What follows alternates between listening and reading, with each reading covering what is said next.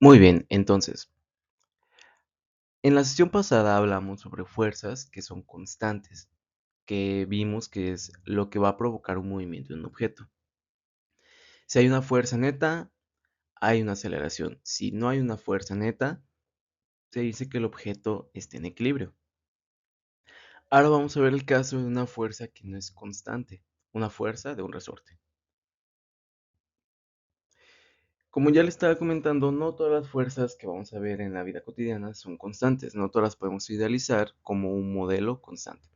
Algunas van a depender del tiempo o de la posición del objeto que se esté estudiando. Tal es el caso de este resorte. Aquí, cuando presionamos la esfera que vemos hasta una posición mínima, X mínima, la fuerza que ejerce el resorte va a tender a hacer que la pelota se mueva para acá. En el caso contrario, cuando yo tengo la pelota en la posición X máxima, la fuerza del resorte la va a querer jalar para acá. Entonces, se fijan, esta fuerza va a depender de la posición y la fuerza siempre va a ser negativa. ¿Por qué? Porque si yo quiero jalar la pelota hacia la derecha, yo jalo la pelota hacia la derecha, la fuerza que ejerce el resorte va en sentido contrario. Y lo mismo, si yo estoy empujando la pelota hacia la izquierda, el resorte me quiere jalar, me quiere empujar hacia la derecha. Entonces, de forma general, la fuerza que ejerce un resorte la podemos describir matemáticamente de esta manera. La fuerza es igual a menos una constante por la posición. ¿Por qué el signo menos? Porque se opone al movimiento que quiero hacer. Esta constante es una constante elástica. No es lo mismo que yo quiera empujar un resorte de plástico a que yo quiera empujar un resorte que saqué de un amortiguador de coche. Voy a ocupar mucho más fuerza para hacer el mismo desplazamiento en el segundo caso. Esto es muy importante que lo entendamos. La posición x igual a 0 es la posición de equilibrio del sistema. ¿Qué quiere decir? Que antes de que yo empezara a empujar o a jalar, la pelota se encontraba en esta posición quieta. O sea, no se mueve de esa posición a menos de que haya un estímulo externo que haga que se mueva. Por lo tanto, se conoce eso como la posición x igual a 0. Va a depender del sistema que tomemos, pero en todos los sistemas en donde no se mueva, se va a decir que esa es la posición de referencia o en donde x vale 0. Muy bien, ahora, no es lo mismo que yo a un resorte le amarre una pluma a que le amarre una pelota o una bola de bolos. El mismo resorte no lo estoy cambiando, su constante elástica no va a cambiar. ¿Qué es lo que va a cambiar? La masa del objeto que le estoy amarrando. Supongamos que esta caja que vemos aquí en el ejemplo, en el GIF, tiene una masa m. Podemos observar que realiza un movimiento periódico. O sea, si yo a partir de aquí defino x igual a 0 y empiezo a contar cuántas veces pasa por aquí por unidad de tiempo, voy a encontrar que es cada cierto periodo y su movimiento lo puedo asociar a este periodo. Este movimiento en particular es de un oscilador, que luego vamos a ver que es un oscilador armónico. La frecuencia para estos sistemas la podemos encontrar de la siguiente manera. Esta omega no es una W, es una omega, se conoce como frecuencia angular, que es la raíz de K sobre M. Y la frecuencia, cuántas veces va a pasar por un punto por unidad de tiempo, es la frecuencia angular entre 2pi. Por lo tanto, yo puedo saber la frecuencia de mi sistema de esta manera. 1 entre 2pi multiplicando a la raíz de la constante elástica entre la masa. ¿Qué quiere decir esto? Entre menor masa yo tenga, si esta caja tiene una masa muy pequeña, va a tener una frecuencia muy grande, o sea, se va a estar moviendo muy rápidamente. De la misma manera, si la constante es muy grande, también se va a mover rápidamente. Otra manera de verlo es la frecuencia depende directamente o es proporcional a la constante elástica del resorte e inversamente proporcional a la masa del objeto. Entonces, hasta aquí, ¿alguna duda, chicos? Si tienen dudas, pausen el video, tomen sus apuntes y luego continuamos. Muy bien, ahora veamos un ejemplo. Un objeto se sujeta a un resorte de constante K igual a 120 newtons sobre metro. Si se jala con una fuerza de 20 newtons, ¿qué distancia recorrió? Primera pregunta. Segunda pregunta. Si el objeto tiene una masa de 75 gramos, ¿cuál es su frecuencia de oscilación? Para esto, en la física, siempre vamos a utilizar unidades del sistema internacional. Por lo tanto, la masa, estos 75 gramos, los tengo que pasar a kilogramos. ¿Cómo hago esto? Divido entre 1000, de tal manera que me va a dar este resultado ya en kilogramos. 75 gramos son 0.075 kilogramos. La constante, que son 120 newtons sobre metro. Y bueno, yo sé que la fuerza es igual a menos K por X.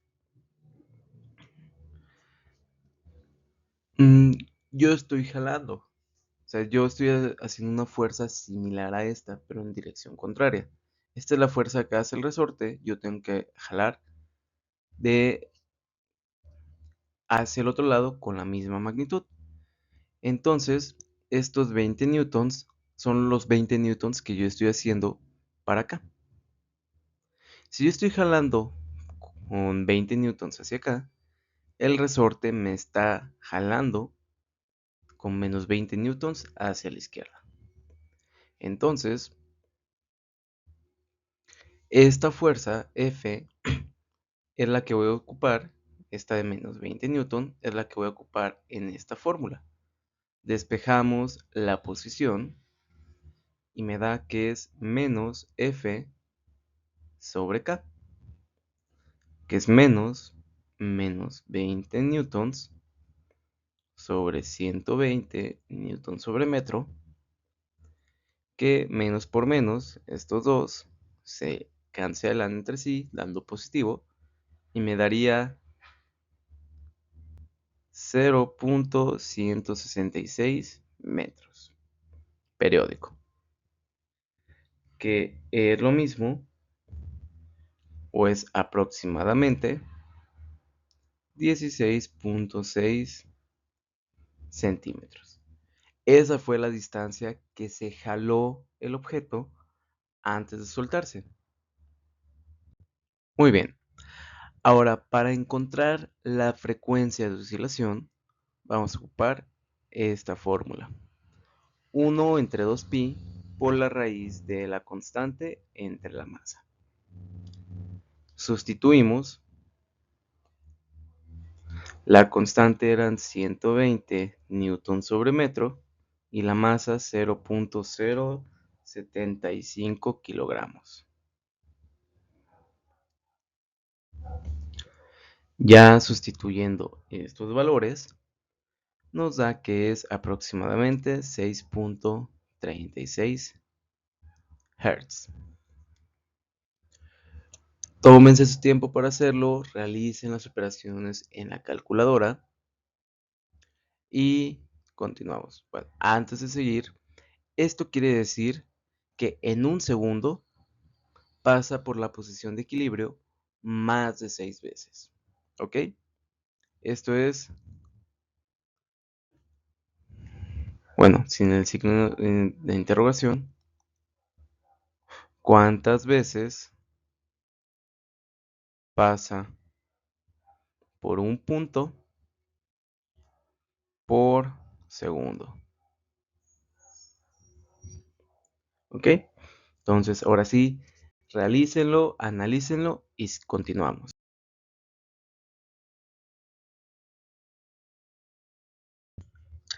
Muy bien, ahora veamos algo que se llama dinámica del movimiento rotacional. Está muy relacionado a lo que vimos en el título como torca. Entonces, los casos que hemos estudiado hasta ahora describen cómo una fuerza afecta el movimiento de traslación de un objeto. O sea, tomo un objeto como un todo y se mueve de un punto a otro.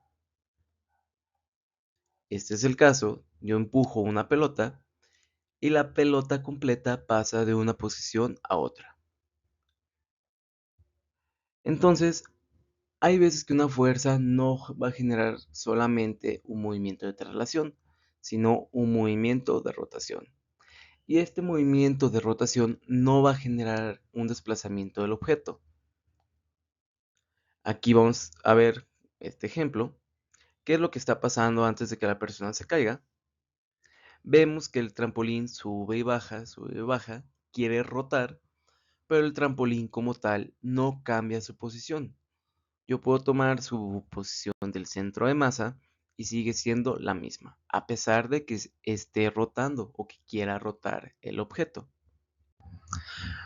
Para describir esta parte de la rotación de un objeto, describimos lo que es la torca y definimos la torca o momento de torsión como la fuerza perpendicular aplicada sobre la línea de acción. Si yo tomo esta imagen como referencia, que bueno, como les he comentado, yo tomo las imágenes de un libro de física que me gusta mucho, que es el de Física Universitaria, Szymanski. Aquí, ¿cuál es el objeto que va a rotar? El tornillo. Aquí está mi eje de rotación, que esto es lo que va a tender a moverse para acá o para acá, en sentido contrario a las manecillas del reloj o a favor de las manecillas del reloj. Y aquí nos ponen el caso de tres fuerzas diferentes. Si yo quiero desenroscar un tornillo y agarro la llave muy pegadita al tornillo, me va a costar mucho trabajo darle vueltas. O sea, no le voy a poder dar vueltas o me va a costar mucho trabajo. Si yo a la llave, en lugar de quererla jalar, de hacer una fuerza perpendicular al eje, la empujo hacia la tuerca, no le voy a dar vueltas. Esta fuerza, que es paralela o que está sobre el eje de rotación, no va a generar una rotación como tal.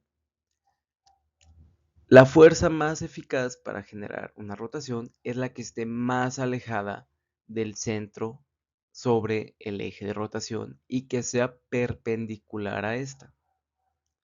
Matemáticamente yo lo puedo escribir así.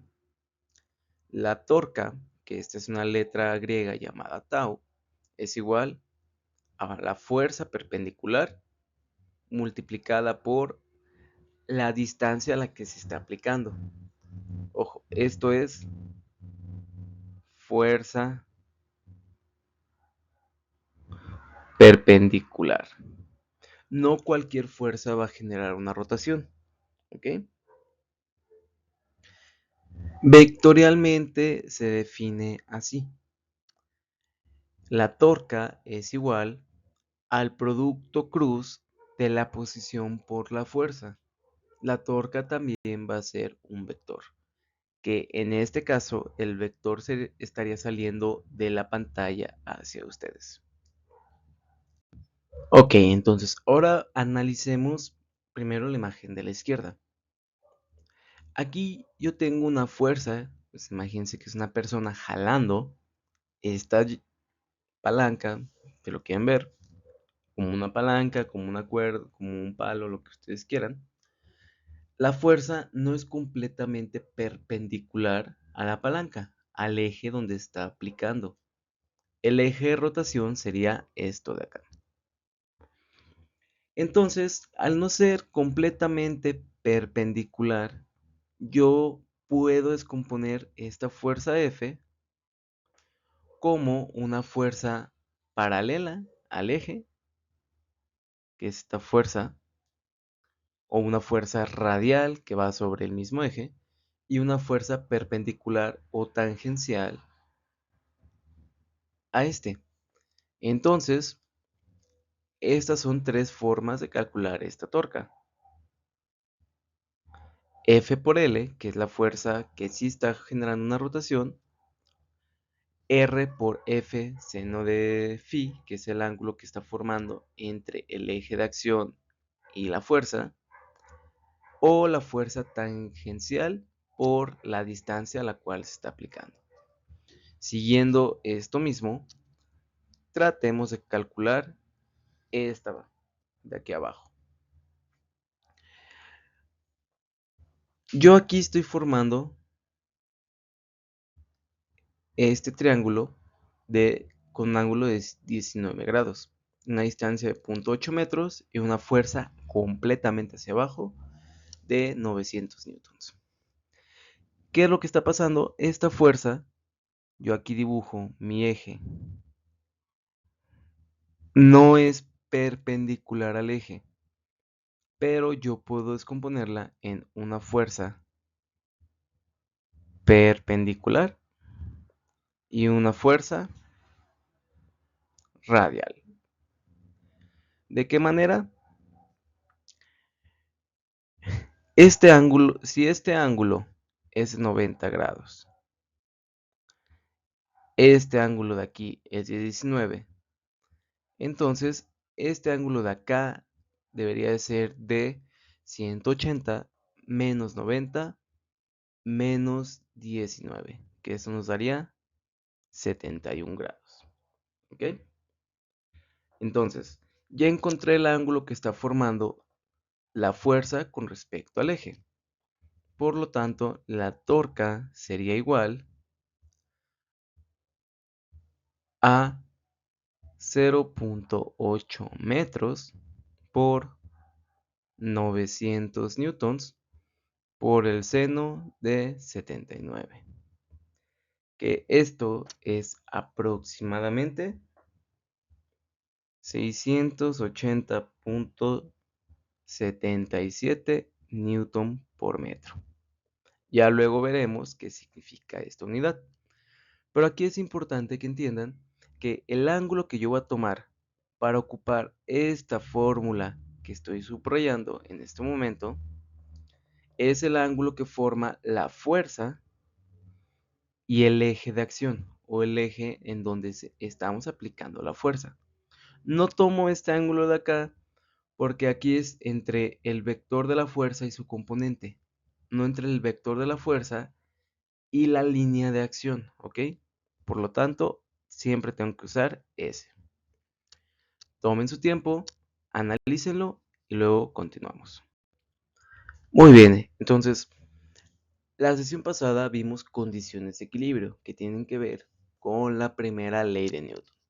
Si un objeto no tiene una fuerza neta aplicada sobre él, no se mueve y se dice que está en equilibrio.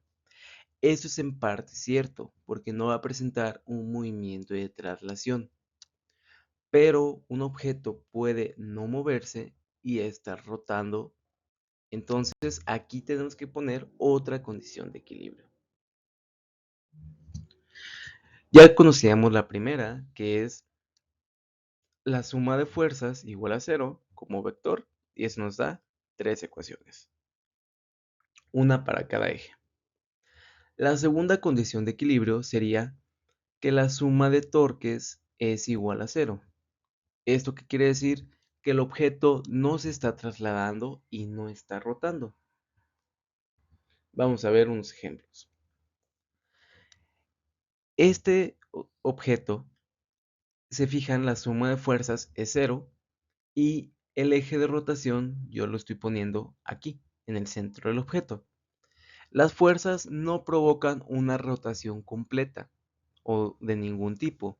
Por lo tanto, este objeto sí tiene o sí está en equilibrio estático. Aquí el eje de rotación es en el centro. Imagínense que es un volante, por así decirlo. Las fuerzas se cancelan entre sí. Entonces, la primera condición de equilibrio, suma de fuerzas igual a cero, se cumple. ¿Qué es lo que no se cumple? La segunda condición. Aquí es como si yo con una mano jalara el volante hacia abajo y con otra hacia arriba. El volante sí va a girar. Por lo tanto, la segunda condición de equilibrio no se cumple y no tiene un equilibrio estático completo.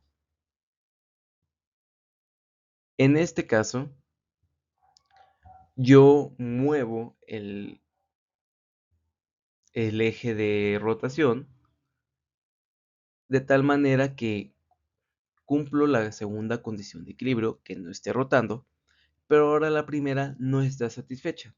Entonces, este objeto se va a tender a mover hacia arriba. Va a realizar un movimiento de traslación, pero no de rotación. Entonces, el primero no tiene ni movimiento de traslación ni de rotación. El segundo tiene un movimiento de rotación, pero no de traslación. Y el tercero tiene un movimiento de traslación, pero no de rotación. Entonces, analícenlo, véanlo, si pueden agarrar ustedes ahí algo circular, un plato, un vaso, un cojín, lo que ustedes quieran, y traten de replicar estas condiciones. Muy bien, entonces ya por último veamos un ejemplo. Una barra uniforme de 80 newtons y 10 metros de longitud se coloca sobre un soporte a 4 metros de uno de sus extremos. Voy a ir dibujando aquí, tengo una barra uniforme, que aunque mi dibujo no parezca, supongamos que es uniforme. La barra tiene 10 metros de longitud y a 4 metros del borde yo coloco un soporte. Voy a decir que este soporte hace una fuerza F. ¿Por qué? Porque me está empujando hacia arriba. Si se coloca un objeto en el extremo más cercano al soporte, ¿cuál es el extremo más cercano al soporte? Acá. ¿Por qué? Porque de aquí al soporte son 4 metros. Si lo pongo en el otro extremo serían 6 metros y ya es mayor. Entonces aquí coloco un objeto con un peso W2. Entonces las preguntas son, ¿cuáles son las magnitudes de la fuerza que ejerce el soporte y el peso del objeto? ¿Qué quiere decir que una barra sea uniforme? Que su centro de gravedad está exactamente a la mitad. Voy a decir que aquí está su peso a una distancia de 5 metros del borde. Entonces, vayan haciendo el dibujo y vamos a continuar.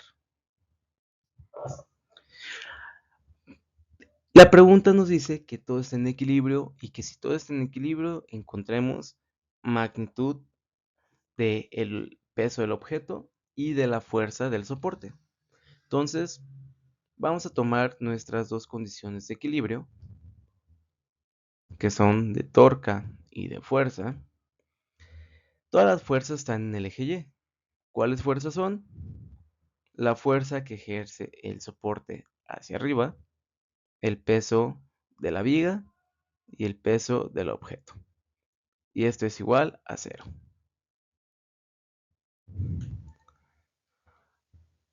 Ahora, el torque lo estoy midiendo a partir del punto de rotación. Yo voy a dibujar otra vez esto, la viga. Tengo aquí W1 en el centro, F a 1 metro de W1 y acá W2. Yo voy a tomar como punto de rotación un punto que me permita a mí poder resolver el sistema. Entonces, lo que más conviene aquí es tomar como un punto de rotación un punto en donde tenga una de las variables que quiera encontrar. ¿Por qué? Ahorita vamos a ver. Voy a poner aquí mi eje de rotación. La suma de torques dice que es bueno, vamos a calcular los torques. Si el torque es hacia abajo o si es en sentido contrario a las manecillas del reloj, es positivo. Si es en sentido de las manecillas del reloj, es negativo. Entonces, el primer torque sería menos W2, porque hace que gire hacia abajo, por 0 metros, que es la distancia a la cual se encuentra del eje. Luego, más F por 4 metros. ¿Por qué positiva? Porque esta va a hacer que gire hacia acá. ¿Por qué 4 metros? Es la distancia que hay desde el borde hasta F. Y luego, menos W1 por 5 metros. ¿Por qué menos? Porque el peso de la viga va a hacer que gire hacia abajo si tomo esto como el eje de rotación. ¿Por qué 5 metros? Porque está exactamente al centro de la viga. Y eso es igual a 0. Entonces, no sé cuánto vale W2, pero sé que cualquier número multiplicado por 0 es 0. Por lo tanto, solo me quedaría F por 4 metros menos W1 por 5 metros es igual a 0. Y W1 sabemos cuánto es el peso de la viga, que son 80 newtons. Entonces despejamos F y nos da que es 5 metros W1 entre 4 metros. Que ya sustituyendo este valor de 80 newtons, nos daría un resultado de... Ahí voy, que esto de repente se traba. Nos daría un resultado de 100 newtons. Entonces ya tenemos el valor de la fuerza que ejerce la viga. ¿Cómo encontramos el valor del peso del objeto? Pues sustituimos los valores aquí.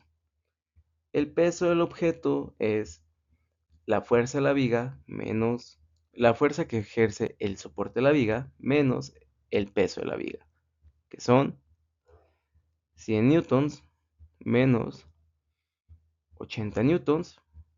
Por lo tanto, W2 serían 20 newtons. Entonces, háganlo ustedes solos, por su cuenta, pónganle pausa.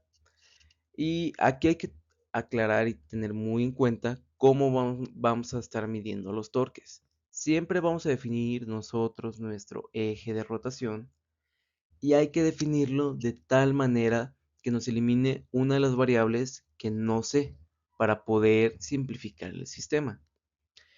¿Qué es lo que pasa si yo lo pongo en cualquier otro punto? Si lo pongo aquí, si lo pongo acá, si lo pongo acá.